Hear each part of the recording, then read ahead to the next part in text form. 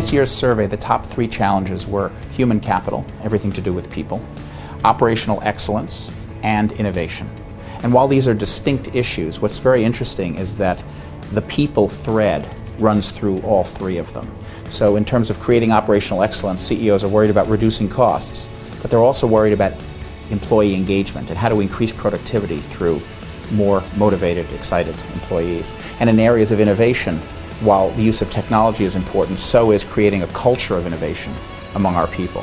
The most important change over the last year has been a shift of what I'll call from defense to offense. Last year, CEOs were very worried about political risk, the environmental risk. They were very worried about government regulation. This year, those concerns have dropped back to their traditional spot. They're important, but they're not at the top of the list, and CEOs are, in effect, back to playing offense. That's a good thing for the global economy.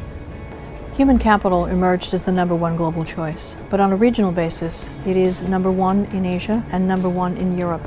It's interesting to note that in Europe, it was #7 last year, and that's a dramatic rise in terms of the ranking that European CEOs gave it. I think it's a realization that in a slow growth economy, the workers that you have, how engaged and productive they are, is the critical difference. And they rank that higher than any of the other choices this year. This year they are inwardly focused on the rank and file employees. There's less of an emphasis on picking up talent in the open market, less of an emphasis on developing leaders, and I think the focus is about helping employees bring everything that they can to the table.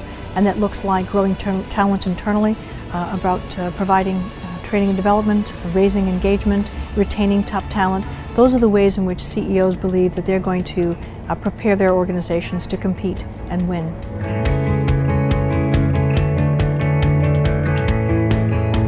There's a very important change compared to last year in the way that CEOs are dealing with risk. Last year they were talking about crisis management. It was about putting teams of people together to deal with a possible collapse of the euro or the fiscal crisis in the US. Now the focus is much more long-term. How are we going to implement risk in our strategy? How are we going to build scenarios that help us to understand where we might possibly be in 5 years' time? And that longer-term focus is a real change compared to what we saw last year.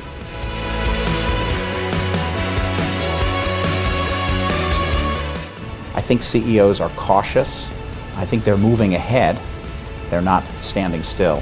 But they also desire a stable regulatory environment in which to operate.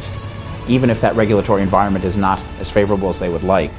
I've heard one CEO say, just tell us the rules and we can succeed with whatever set of rules you impose on us.